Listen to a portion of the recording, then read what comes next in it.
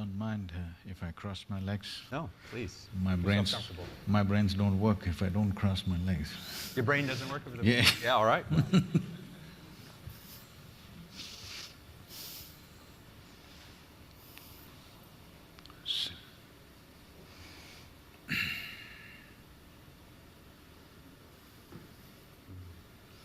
Thank you so much for joining us today, Sadhguru. I think the audience is very interested in what you have to say.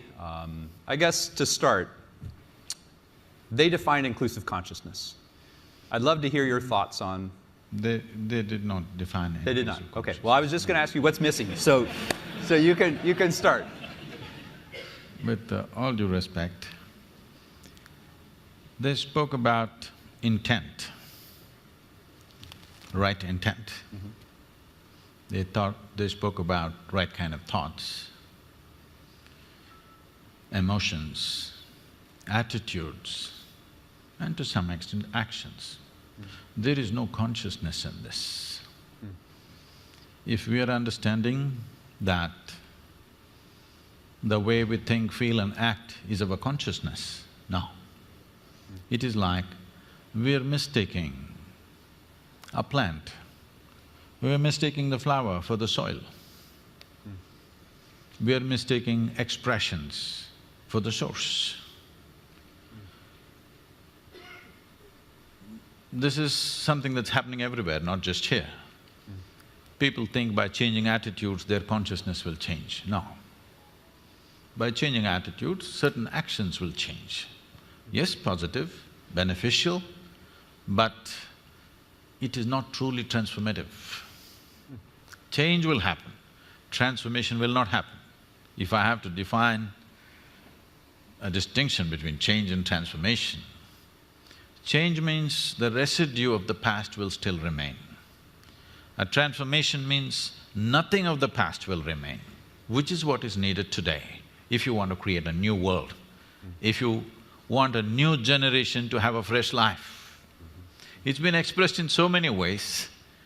Being in this part of the world, what they're familiar with generally, someone said, leave the dead to the dead, it's very significant.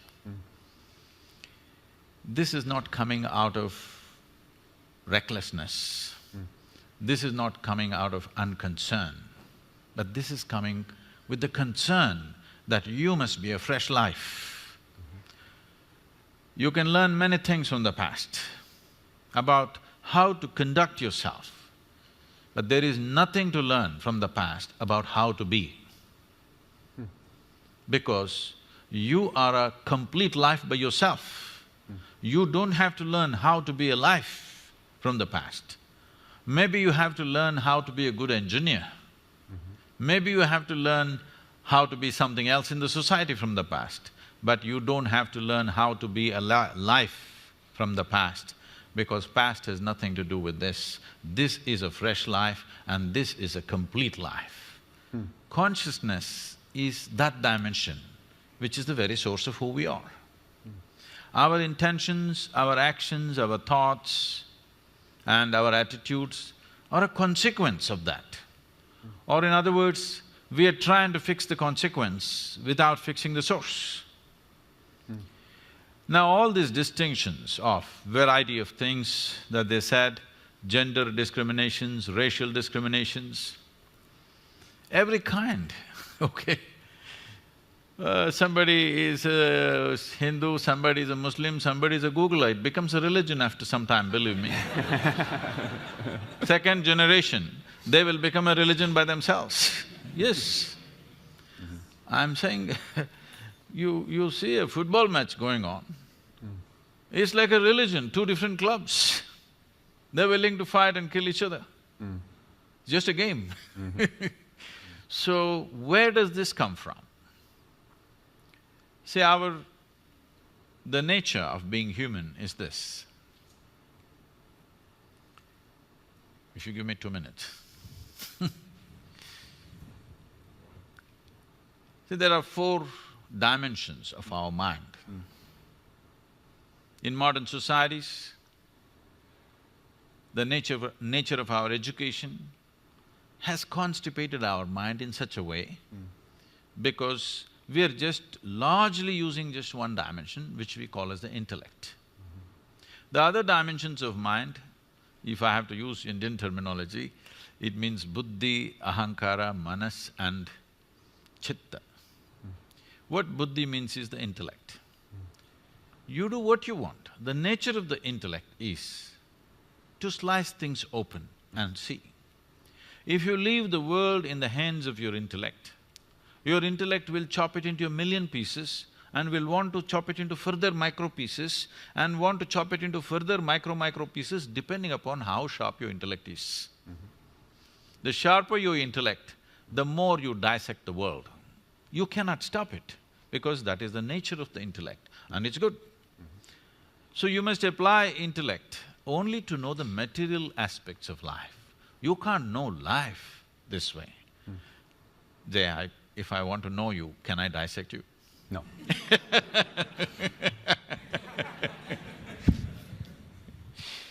So, but if I want to know, if a doctor wants to know some aspect of you materially, what's wrong with you, he will take a biopsy and in a way, he opens it up and looks at it. It's okay on that level. But I can't know you as a person by dissecting you. I can't know you as a life by dissecting you. I can know a part of your body, maybe. Similarly, I can know parts of the world to make use of it, but I can't know life as such. So intellect has been over-eulogized. In the last 150 years, this is a European impact on the rest of the world, where we think our thought is supreme. Someone went to the extent of saying, I think so I exist or whatever. I want to ask all of you a simple question. Tell me, is it because we exist we may think? Or is it because we think we exist? Which way is it? Hello? Because we exist, we may think. Because people are in such a state of mental diarrhea all the time, non-stop it's going on, they think it's more of an existence than existence. But my head is all the time empty unless I want to think about something. So I know thought is not necessary, I can just live here without the thought. When I want, I will think, otherwise I'll keep quiet. Just like my hand, if I want, I use it, otherwise I keep it here. Similarly, you must be able to do this with your mind. Just because you lost control over your mind and you think it's everything because it's entering into every aspect of your life where it has no business. Thought has been over-eulogized by people. And the very nature of the thought is such that if you think, it must be logical. It cannot be any other way. Well, what somebody is thinking may look illogical to you, but they have found their own logic. The most extreme person that you have met, within himself or herself, they have their own logic, isn't it so? They are not speaking illogically as far as they are concerned. They have found their own kind of logic. Logic means it needs two. Logic means it needs division. Now, with logically you're trying to arrive at inclusive consciousness, it's not going to happen. Because you're using a knife to stitch, this is not going to work. If you use a knife to cut, it's efficient. You use a knife to stitch things together, you'll only tear it up further. So my thought and your thought, I'm telling you, whatever great meetings you have, conference, I've been to every kind of peace conference on the planet. What happens there? It's just short of war. After some time it heats up, on the second day anyway it's over, they all get drunk in the evening and they go home. If you make them stay there for a week, I'm telling you right there'll be a battle. Yes, it is true. I'm not saying this with any disdain. I made a sincere effort to participate in all these conferences at one time, believing they are going to lead to peace. But 8 years ago I decided I'll never again go to these events because people are professional conference attendees. They're making a living out of it. It's not about peace. So, the next dimension of intelligence is called as ahankara. Ahankara means identity. This is important. that in modern societies, we have not cultured our children to culture their identity. When I say identity, the fundamental identity for you is always your body. This racial thing that concerns him and concerns all of us. I'm darker than him, you know. I face it all the time, joyfully, but I face it everywhere I go. I have extra features which make me further discriminated.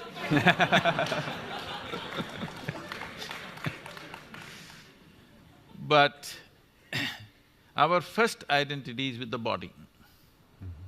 When we identified with the body, the color of the skin also becomes part of it. Why do we identify with the body? Because our experience is limited to this. If you say me, you mean this, isn't it?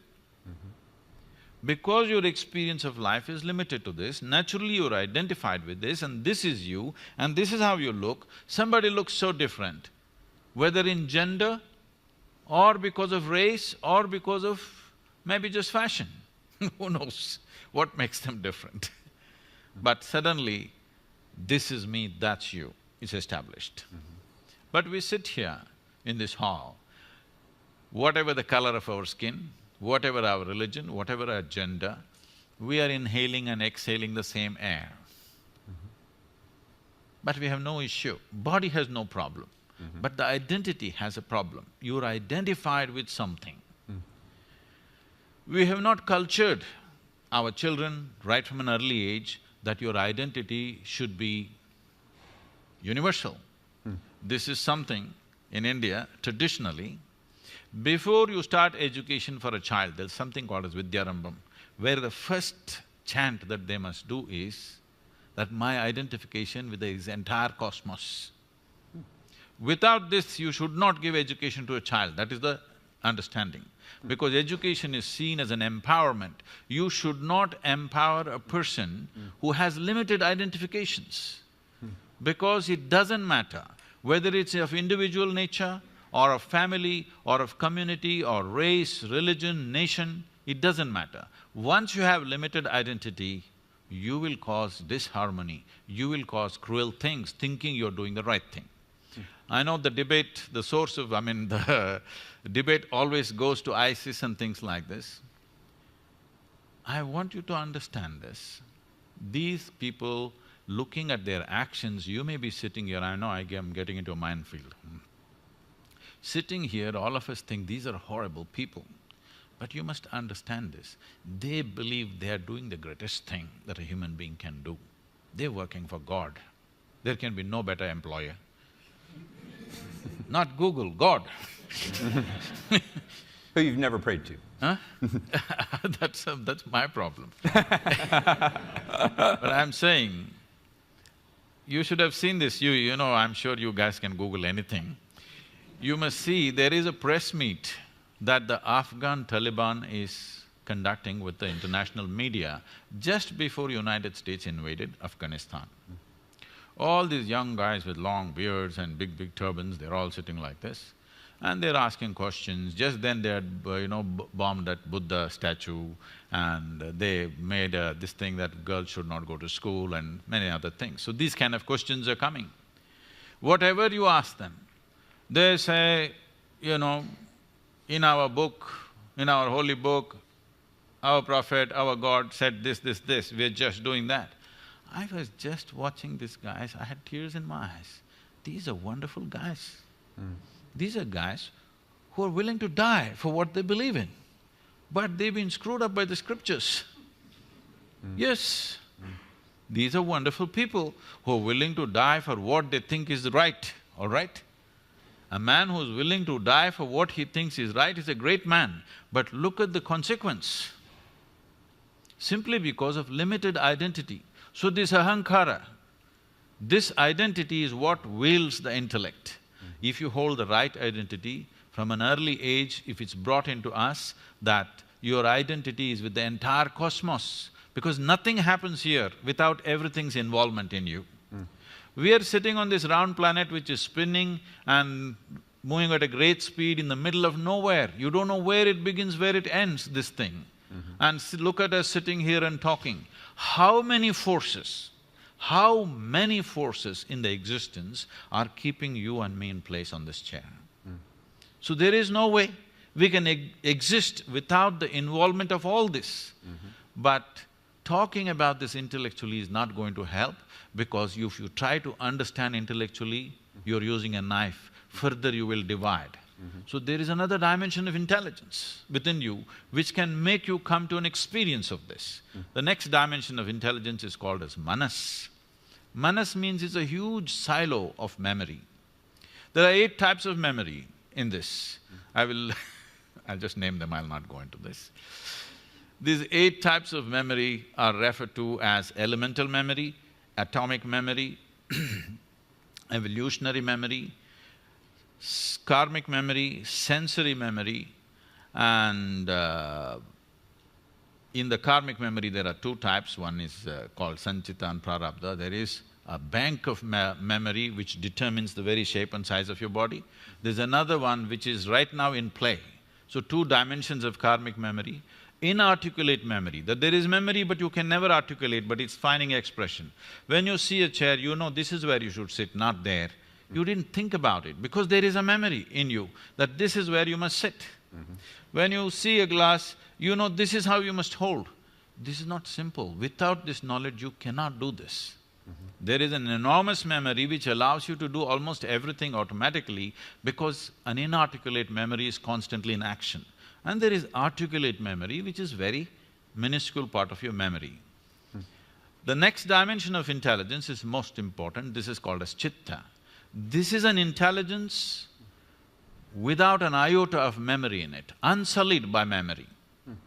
See, memory means a boundary. You guys are always dealing with information. Today you're in technology. I think memory does not mean what's here, memory means all over the place. Memory is a boundary. What I know is always a boundary. What I do not know is a limitless possibility, isn't it? We have misunderstood the power of ignorance. Our knowledge is always bound within boundaries. Our ignorance is boundless. So always in the yogic system, we identified with our ignorance, never with our knowledge. This is something we must do in a technology company, because that's where the possibility is. That is where the new terrain is, in your ignorance, not in your knowledge. So, chitta is unsullied by memory, it's just pure intelligence. Right now, if you eat an apple, it turns into a human being. You cannot do it with your brains. Even your brains were created by what you eat, isn't it? There is an intelligence here which is capable of transforming anything to this, because it is making use of the memory in the manas and making this happen. But the most important dimension of your intelligence is chitta. In today's education systems, in today's social conditions, there is no effort to dip into deeper dimensions of our intelligence. We're just too enamored with our own intellect and now using this knife to stitch everything.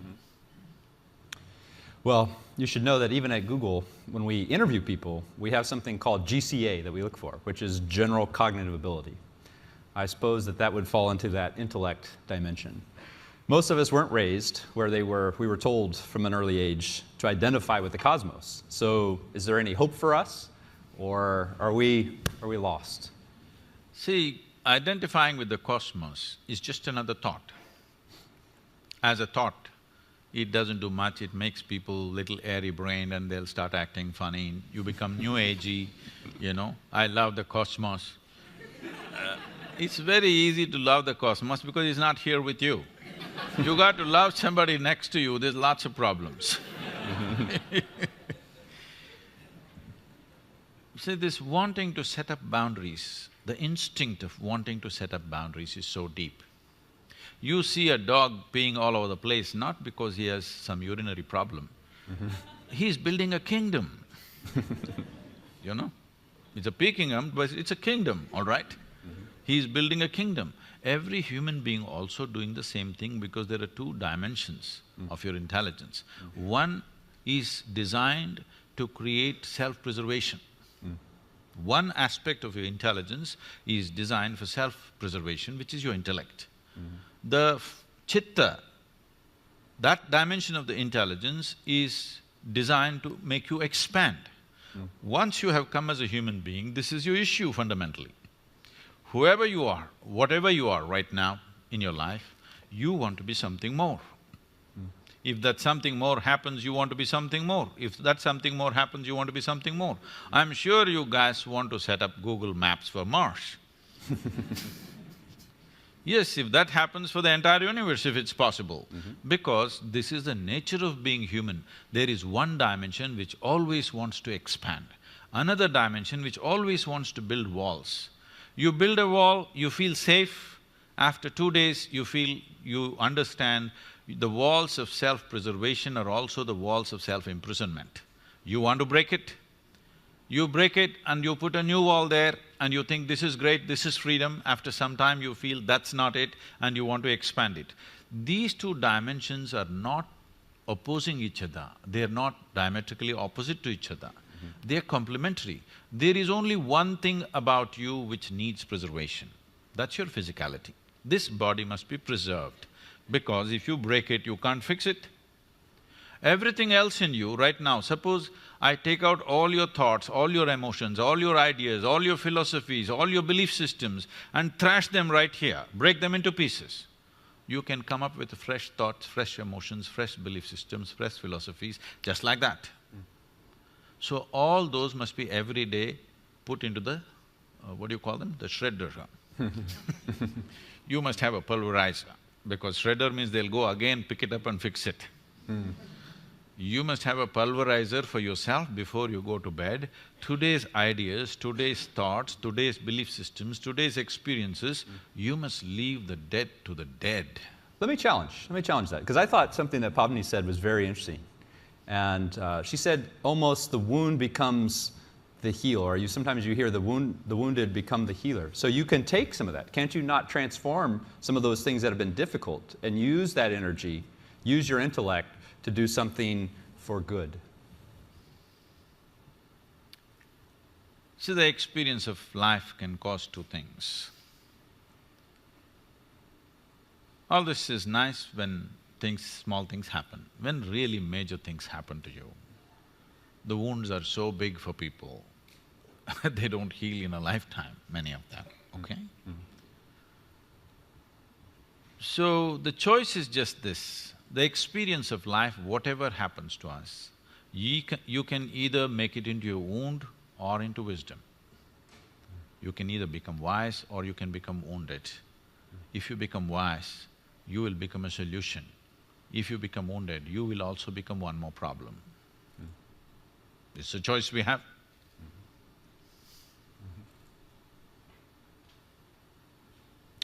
So where does this wisdom come from? How do we access, if we're so used to using one of these four, and probably like most of the people in the audience, I wasn't even aware of that there are these other dimensions. What's a starting point? What's a way to access beyond the intellect?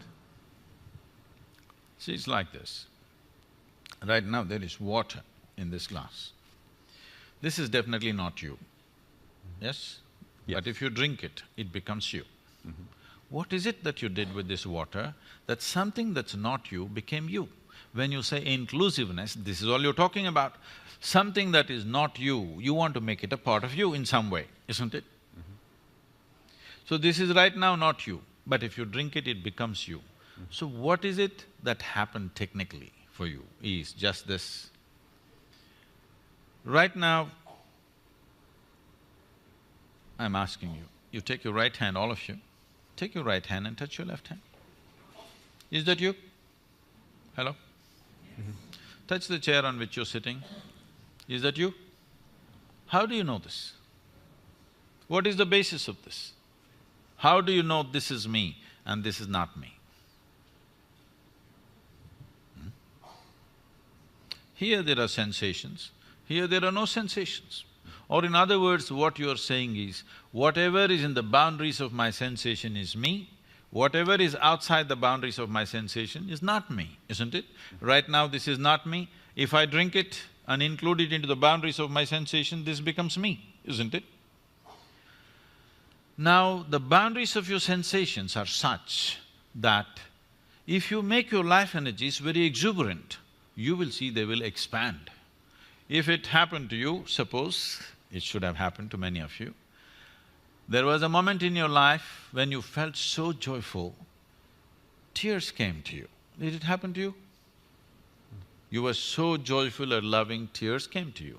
At such a moment, if you take your hand and just put it 6 to 8 inches away from your body, right here, you will feel sensations.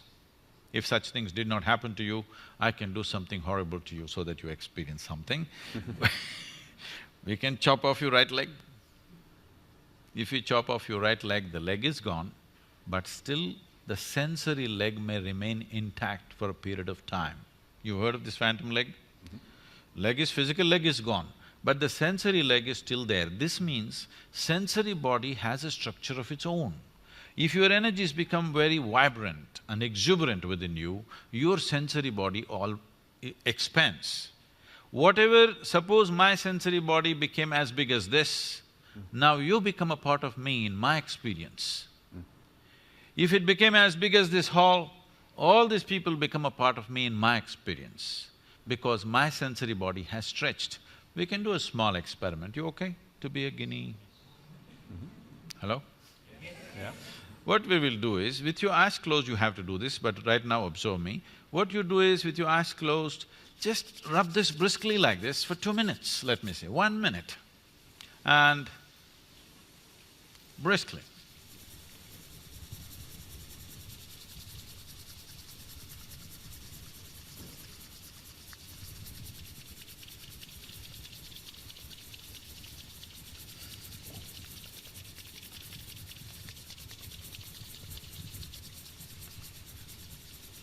Okay, keep your eyes closed and just hold your palms 3 to 4 inches away from each other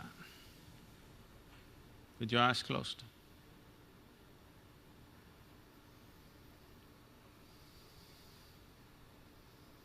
Something happening between your hands? Hello? Okay, please open your eyes.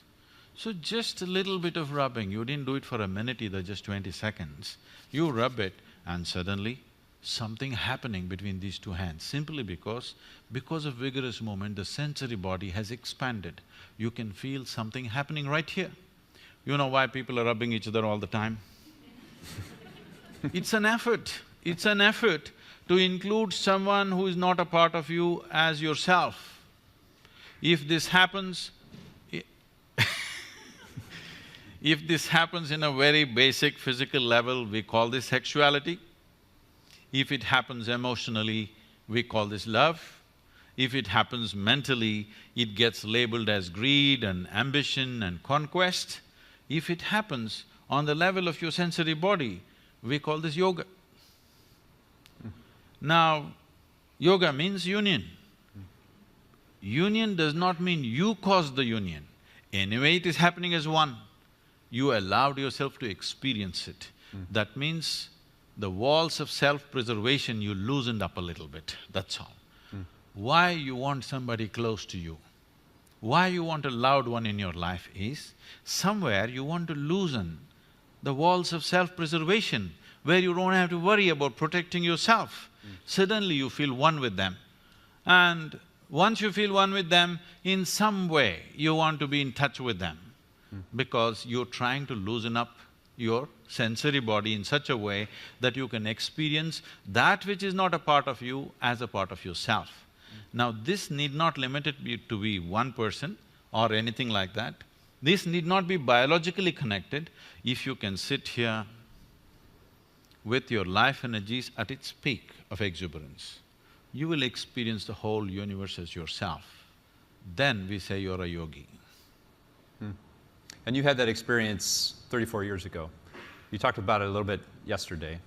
I'm just curious, for those of us that haven't had a peak experience where we've had this sense of union, what advice, what step would you take if we are at that place where we think, all right, I'm willing to try this out. I'm a skeptic.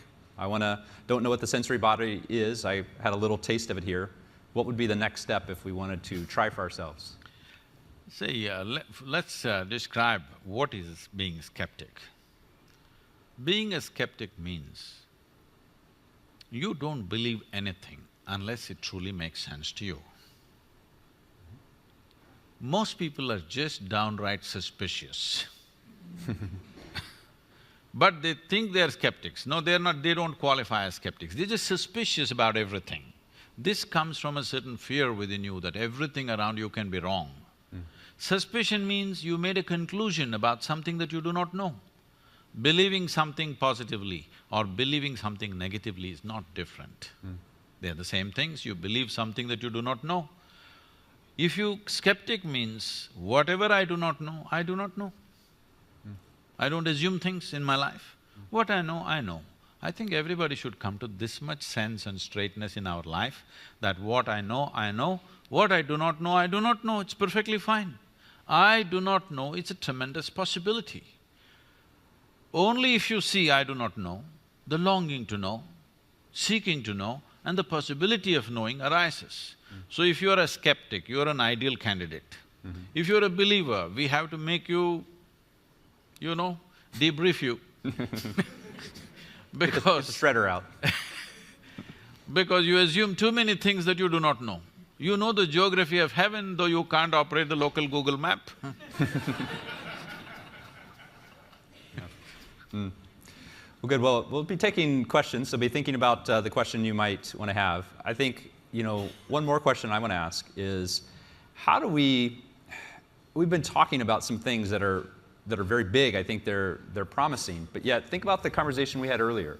And how do we tie these two things together? How do they relate in your mind? Those of you who are interested, because right now we must understand this, your intellect needs data to function, yes or no? Yes. Hello? Without data, your intellect is useless. It needs data, that's why you guys are in the business. Everybody knows everything in the universe right now because… not because they went there and saw it, because they Googled it up. Because intellect feels stupid without data. Now, the nature of the intellect is like this only, that it feeds upon the data. Where does the data come to you? What you see, what you hear, what you smell, what you taste, what you touch.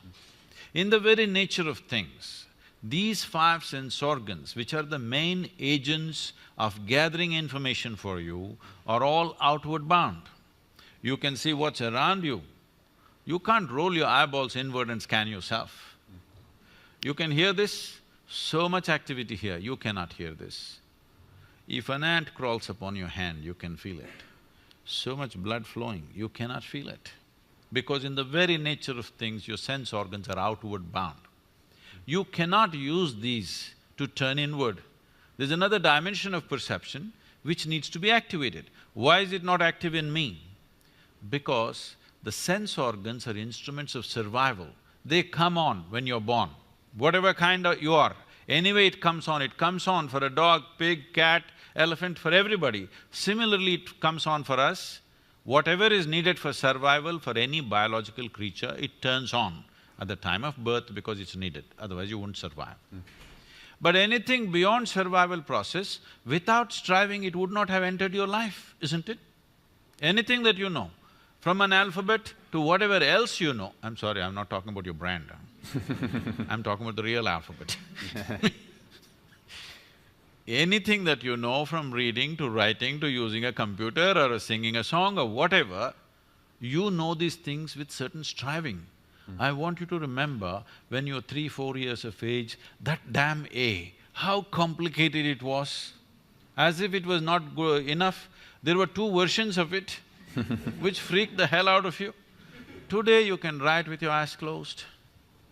But still, there are adults in the world who did not strive in that direction. Even today you ask them to write, they will struggle, yes or no? Without striving, anything beyond survival would not enter your life and will not enter your life. So turning inward is not a survival process. So there are two fundamental dimensions within you, instinct of self-preservation longing to expand limitlessly. Both are true for a human being. This is essentially a human problem on the planet. No other creature wants to expand limitlessly. They're only thinking of survival. Their stomach full, life settled. For you, stomach empty, only one problem, stomach full, 100 problems. Yes, all your trouble begins after after stomach gets full, isn't it? Because this is longing to expand limitlessly. In the evolutionary process, we can say this, for every other creature, nature has drawn two lines within which they live and die. They're quite fine. But once you become human, there is only a bottom line, there is no top line. So what humanity is suffering and confused about is not their bondage, they're suffering their freedom. What do you do with them? Wow. All right, well, I'm gonna invite anyone… All these identities Yeah. of religion, race, caste, creed, nationality is they're trying to set their own bondage. Because no bondage has been given to you by nature. You're trying to set your own bondage so that you feel secure somehow. And so that's part of the motivation Yes. that's driving… All The these… attack. all these identities, being identified with the color of your skin, with whatever nonsense you believe in, and nationality, just a cloth, a flag, people will stand there and tears will come to them, isn't it? Just look at that. It really amazes me. And it's… on one level it's beautiful, on another level it's super ugly, that you get identified with all these kind of things. People can get identified with a symbol, with a word, with just about anything, all right? So you're trying to create some artificial boundary of your own. Once you create this boundary and you have another boundary, I have my boundary, when they meet, we clash.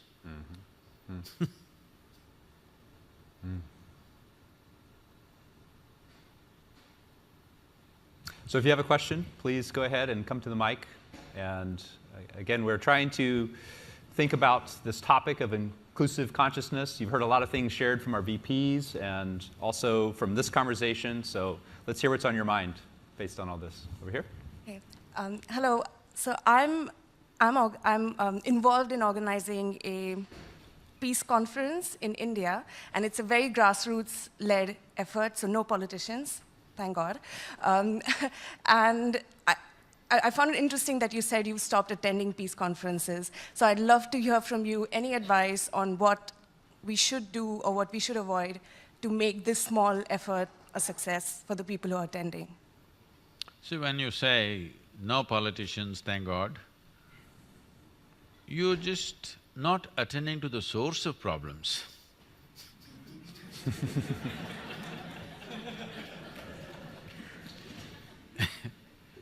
Politicians are not another breed of people. A democratic society means tomorrow you may become the president of this nation. That's what it means, yes?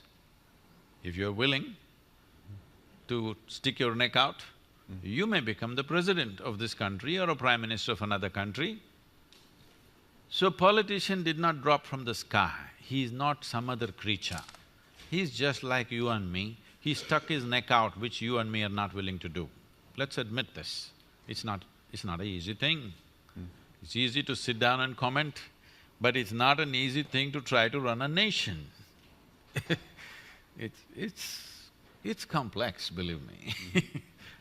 So, you must have politicians, but you must have an atmosphere where it's not political in nature, where they will also let their hair down and talk like common citizens or human beings, but without them, what are you going to change? So peace conferences, if it's just an entertainment, you can gather your friends and have a peace conference. But if you want peace on the planet, the most important politicians, the most powerful politicians in this world must be there. Only then there is a possibility of peace, isn't it? Otherwise, it's just entertainment. I'll tell you, I was in a very important peace conference. There were 42 Nobel laureates. Each one of them pulling out 10, 20, one of them 44, 45 pages of printed sheets without even looking up at anybody, just went on reading their speeches from morning to evening. and slowly the hall was becoming peaceful.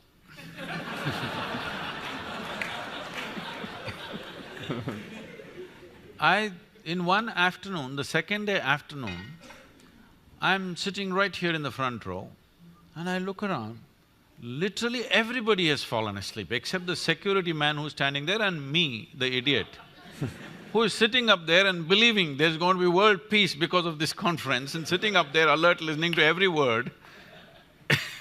Then I looked around, everybody's become very peaceful. They've been having late night parties and they're all very peaceful.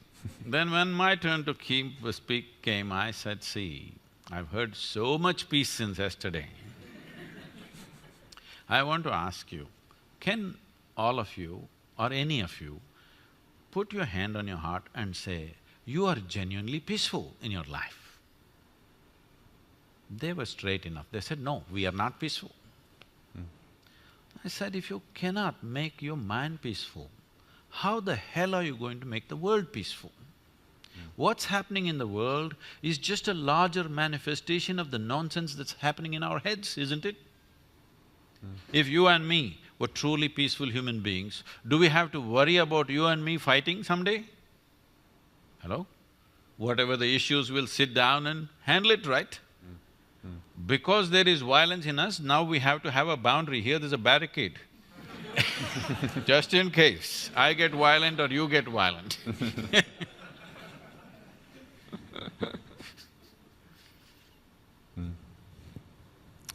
How about from this side? Over there? Hi, just a very basic question. You mentioned that before we start education of our children, we should try and make sure that their identity is the cosmos. But how do you do that when we ourselves are so hardwired? I mean, how do we tell our children that their identity is more when my own thinking is so limited, when my own identity is so limited? How do I pass something like that to a child when I am not capable of doing that myself? Anyway, whatever you tell your children don't listen to you, you better If you have them on the way, I'm telling you, forewarning you, they don't listen to a damn thing that you say. But they observe you, they pick up things from the way you're behaving. If you don't show that in your life, your teachings will be hated after some time. Yes, see, this is most unfortunate. I just see this happening to so many people. When they have a child, these parents, they did everything possible to the child, they thought this is their life. Not just changing diapers, so many things, everything possible. They thought they're living for this person. As this person becomes bigger, and in their over-concern about how this child should be, trying to teach him the best things in the universe, which is not true in their lives, slowly you see, by the time he becomes a teenager, he avoids them. If he wants to share something, if he wants to listen to some sense, he goes to his friends, never to his parents. Not everybody, I'm saying, but largely it is happening. Because they don't make sense. They talk things that doesn't make sense. People ask me, keep asking me, Sadhguru, how did you become like this? What is the sadhana you did? You just played your life and you're like this. This is all I did. I strive to remain uneducated. It's not easy, believe me. From the day you're born, just everybody around you is trying to teach you something that did not work in their life. You can clearly see it's not worked in their life, because if it had worked, they should have been joyful and ecstatic. It's not worked, they've become long-faced, but they're teaching you all kinds of best things, love the universe. It's not going to work. You don't have to say a word. I will tell you. Is it okay? I can share something. Sure. I brought up my girl alone. At the age of 7, she lost her mother. So, one rule I put, she's been traveling with me since she's 4.5 years of age, okay? I'm sorry, since she's 4.5 months, not years. 4.5, I sent her to school. With little infant, she traveled with me. And I made one rule wherever I went, always stayed with many families all over the country. I always told everybody, never teach her anything. No ABC, no 1, 2, 3, no rhyme, no nonsense. I don't want anybody to teach her anything. People thought, this is strange, what Sadhguru is doing. I said, just leave her. By the time she was 18 months, she was speaking 3 languages fluently because nobody messed with her. And she grew up joyfully, went to school, everything. At the age of 13, something she was disturbed at school and she came back home, and one day she said, "You're teaching everybody so many things, you're not telling me anything." I said, "Well, I don't do anything unsolicited." I've been waiting, it's all right, now you come. There's only one thing you need to know. I said, never look up to anybody. She looked at me, "What about you?" kind of thing in her face. I said, not even me. Never look up to anybody, never look down on anybody. That's all you have to do with life. Never look up to anything or anybody, never look down on anything or anybody. Suddenly, you will see life just the way it is. Right now, something is high, something is low, something is God, something is devil, something is virtue, something is sin. You divided the universe in a million different ways and then you're trying to fix it, it's not going to work. The instrument which broke the world into pieces is your intellect. With that you're trying to fix everything. It's not going to work. Now, this racism thing, it's disastrous that in 21st century, every day there's a shooting. I think this has been happening all the time, only now because of cell phones and Facebook, it's out there and everybody knows. I think it's been happening right through, all right? At one time it was happening legally, now it's been happening illegally. Now, this kind of things are happening because we are using our intellect to fix the problem. You're using a knife to stitch, this is not going to work. You just live that way. Whichever way you live, your children will grasp it and they'll make a sense out of that in their own way. And maybe they'll fall this way or that way because you are not the only influence upon them. You better know that you're going to be a mother, you must know this, you are not the only influence. There are all kinds of people and there's Google.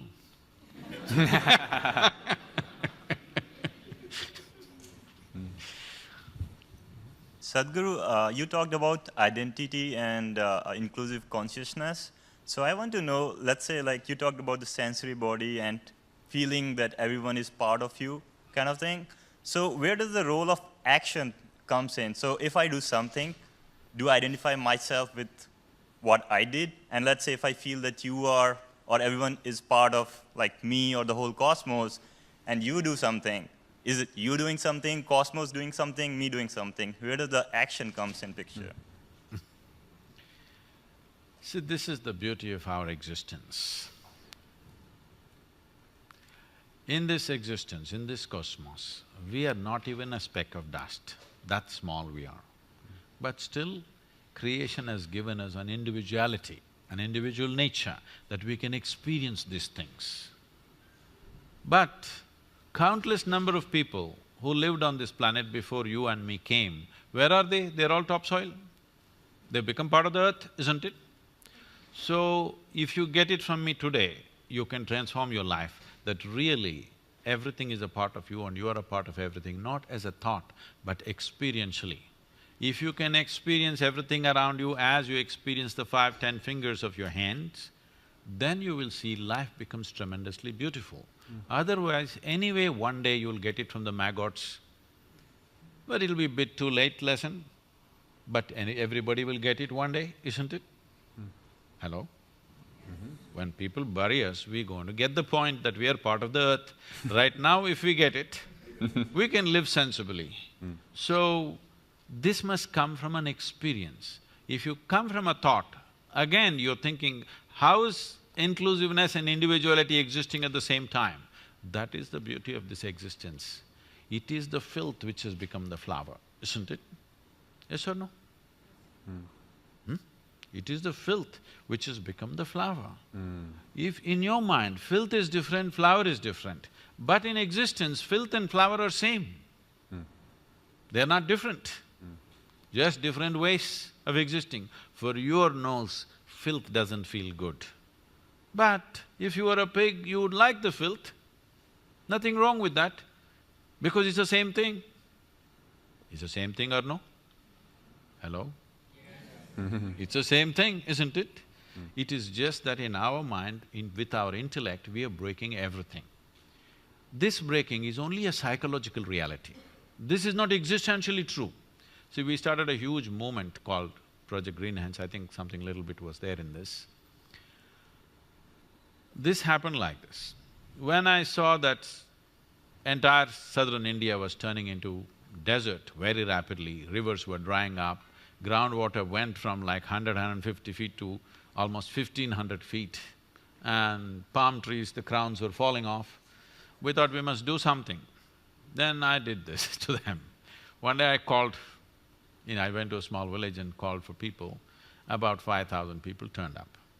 So I made them, it's around 11 o'clock in the morning. The weather is not like this in southern India. It's hot summer sun. I made them sit there. Close by, there were about 5 rain trees, 3 of them really large ones. You seen rain trees? Some of them can be as large as an acre, its shade. So 3 of them are really large ones, 2 of them were medium-sized ones. Very attractive, I would love to be under those trees, but I made them sit here in hot sun. And I went on talking, stretching the talk, telling them stories, telling them jokes. They were all very enthusiastic in the beginning, slowly. If you're walking around, you won't feel the sun. If you just sit under the sun, it just really gets you. About 1.25, 1.5 hours, they were really going away, they were thinking, what's wrong with this Sadhguru? He's just frying us in the sun. Then I said, come, and I took them under the tree. Everybody. Suddenly you know what is a tree. Otherwise you were thinking how to make furniture out of this. Now suddenly you know what's a tree. I made them sit down there and breathe. It's a certain spiritual process that I set up a process for them where I told them, what you exhale, trees are inhaling. What they exhale, you are inhaling. Once they experienced it, now you can't stop them from planting trees. They planted over 28 million trees and you can't stop them. They changed the entire culture. But when, this happened to me about 9–10 years ago, I went back to Mysore city, which I had not gone and done any work there, I had never spoken there, I avoided this because my family lives there. I wanted to be anonymous in that town, not recognized. But because of Google and stuff, I got recognized everywhere. So when I went there, they insisted I must do something, I called for a program. All kinds of people turned up. My kindergarten school friends, teachers, my college teachers, school teachers, everybody. When I spoke and all this happened, then my English teacher came up to me from school and she said, now I understand why you wouldn't let me teach Robert Frost. I said, ma'am, why would I not let you teach Frost? I like Frost. I have some poetry in his own voice. I said, I like Frost, why would I not let you teach? Don't you remember you didn't let me teach Frost? Then I remembered, one day she came up and we were always studying English poems and English literature. Suddenly she introduced this American poet and said, this Robert Frost is a great guy, and she started off the poem. Woods are lovely, dark and deep. I said, stop. I said, a man who calls a tree a wood, I'm not going to have anything to do with this guy. She said, no, Robert Frost is a great… I don't care who the hell he is. He calls tree a wood. I'm not going to listen to that guy, I didn't let her teach. We chose Longfellow instead of Frost because I didn't let her teach Frost that year. So, I'm saying if you call a tree a wood, it's a commodity. This water, this earth that you walk upon, the people that you see, these are not commodities, this is life, isn't it? The air that you breathe, the water that you drink, the soil that you walk upon, the trees that you sit under, everything else in this world is life and life-making material for you. If you forget this, you will treat it as commodity. If you experience this, that this is actually what is making your life, then you will see the most fantastic thing about this universe is everything is one, but everything is separate at the same time. That's what gives us an experience. That's why I can sit here and talk to you, otherwise how to talk to you? Wonderful. Maybe one more question? Hi, Sadhguru, thank you for coming. So for me, one way to achieve inclusiveness is to see other people as ourselves. For example, right now, I know for sure that you exist within me, because your voice happens within my head, your image.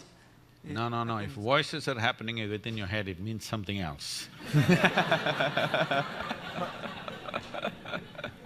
So your image happens within me because it reflects through my eyes. You mean to say you have nightmares every day? Well, my point is, I see you within me. That's I know for sure. But I wonder whether you see me within you as well. And if you answer yes or no, then that may be a belief, because how do I know it's true? See, there are two levels of reality here. There is a psychological reality and there's an existential reality. Existential reality is not your making. Psychological reality is entirely your making, but a large part of it is unconsciously made, so you believe it is real. Whatever is true in your psychological reality may have some social relevance, but has no existential relevance. Right now, if I say you're within me, you'll feel good. If I say I love you, you'll feel good. Maybe it's true for me, maybe it's true for you, but it's not floating around anywhere here, okay? It's just my emotion and your emotion. Yes, it is nice that our emotions are sweet, our thoughts are sweet, our actions are sweet, it's wonderful if it is so. But it has only psychological and social relevance. It has no existential relevance. If you want to know life, you have to step out of this bubble called psychological reality and step into existential reality. Then only you have a taste of life. Otherwise, you are just a bundle of thoughts, emotions, ideas, opinions, and now I'm there in the… in all that. So, what I would tell all of you is, instead of thinking about it, instead of analyzing it, an experiential dimension has to happen. If you're willing to dedicate 28 to 30 hours of focused time, we will give you tools with which you can make this happen for yourself. This is not some empty talk, this has happened to millions of people. This has worked. And I must tell you, first 21 years of my work, as a rule, I never appeared in the media. Of course, I didn't have a website. Never put up one poster or banner or even a brochure. Only by word of mouth, millions of people came. Obviously, it must have worked for them to bring their family and friends. And now I'm not promising any miracle. I'm not taking you to heaven. I'm telling you the source of all your problems is you, not somebody else. I'm saying it's hard talk.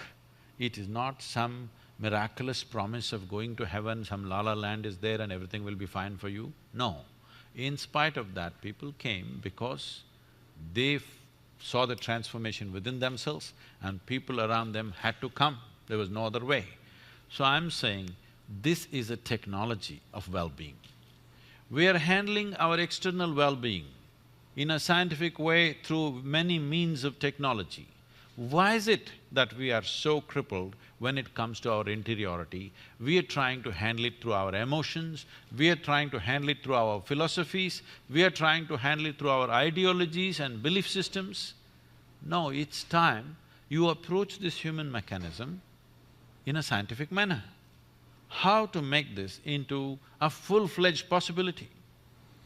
See, every life in this world is only trying to become a full-fledged life. Whether it's a worm or an insect or a bird or an animal or a tree, all they're striving for is to become full-fledged. But we know what is a full-fledged worm, we know what is a full-fledged insect, we know what is full-fledged everything. but we do not know what is a full-fledged human being, because even if I make you the king or queen of this planet tomorrow, still you will aspire for the stars, because there is something within you which is longing to become infinite.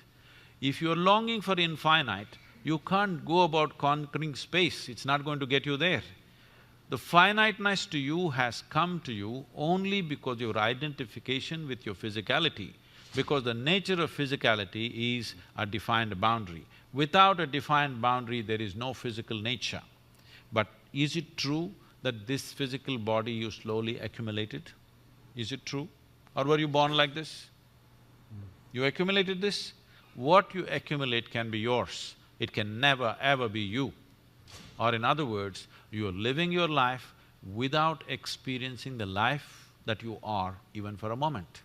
Your entire involvement is with your physiology and psychology. Each time it changes that you experience the life that you are.